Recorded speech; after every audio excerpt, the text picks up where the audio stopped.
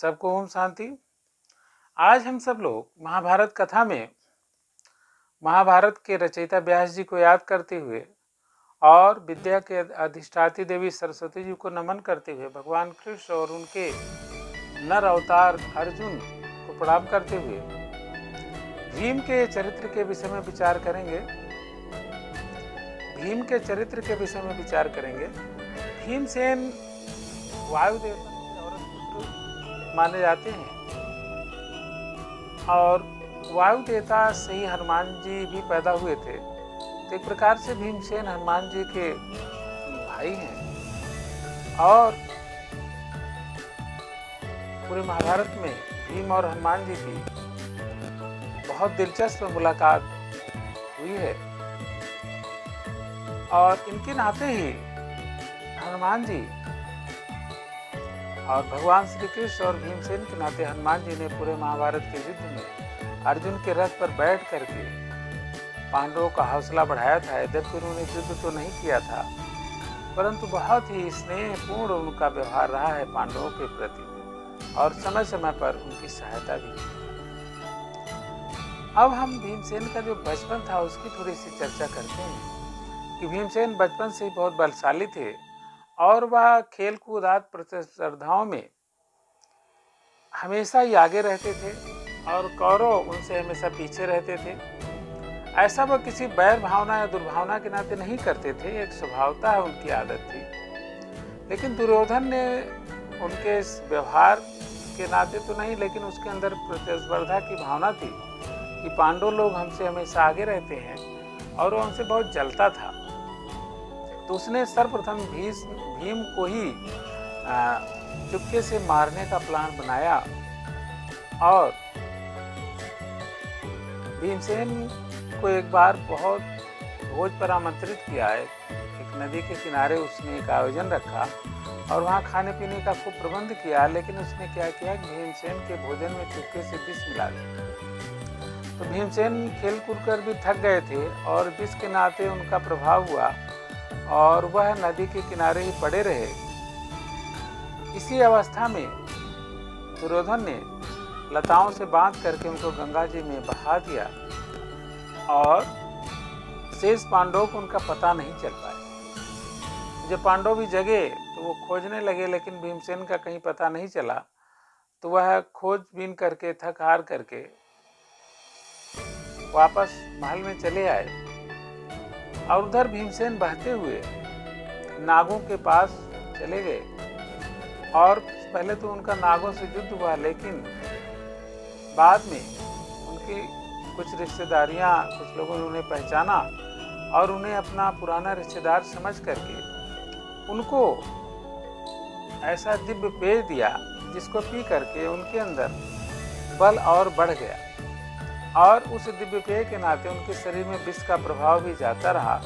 और दुर्योधन ने बाद में भी एक आधो बार विष देने का प्रयास किया, लेकिन उनके इस दिव्य पेय पीने के कारण भीमसेन ने उस विष को भी पचा लिया और दुर्योधन बार बार मारने का प्रयास करता रहा, लेकिन पांडव एक दूसरे की रक्षा करते हुए बचे रहे।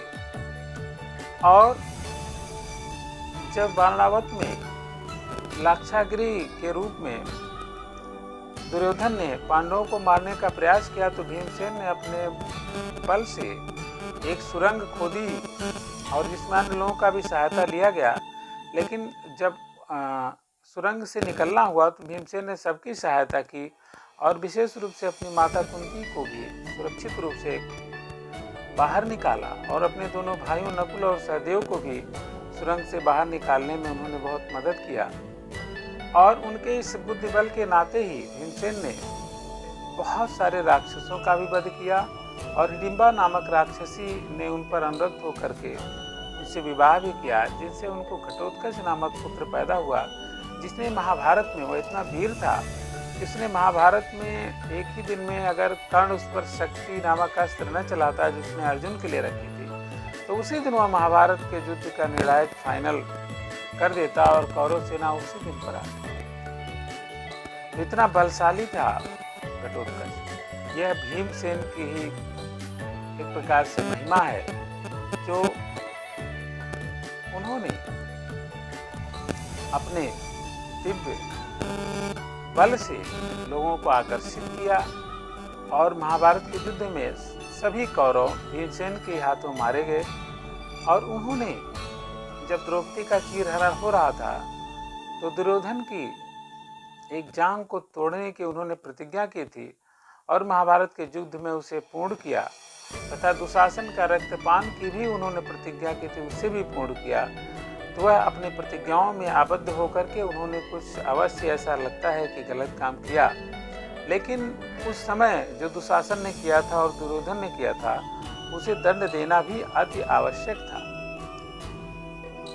जब हम देखते हैं महाभारत के युद्ध के अनंतर धृतराष्ट्र ने भीमसेन को अपनी भुजाओं में लेकर मारने का प्रयास किया, तो वहां पर भगवान श्री कृष्ण ने भीमसेन को बचाया, जो उनके बुद्धि कौशल का प्रतीक था।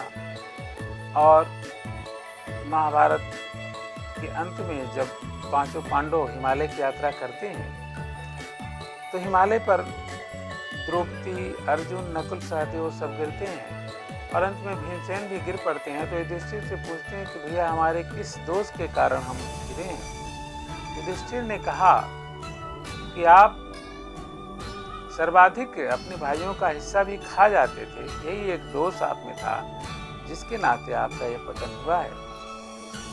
तो अति सर्वत वर्जित, लेकिन भीमसेन जैसा चरित्र आज के युग में अति दुर्लभ है, जो अपने बल, बुद्धि और रण कौशल में भी अप्रतिम है।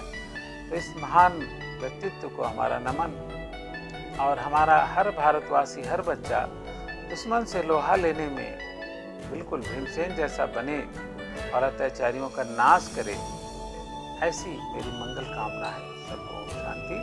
और अगर आप अभी भी इस चैनल से नहीं जुड़े हैं, सब्सक्राइब नहीं किए हैं, इसको लाइक नहीं किए हैं, अपने दोस्तों को शेयर नहीं किए हैं, तो तत्काल इस काम को कर दें। अगर किए हैं तो बहुत बहुत धन्यवाद। साधुवाद के प्रार्थना।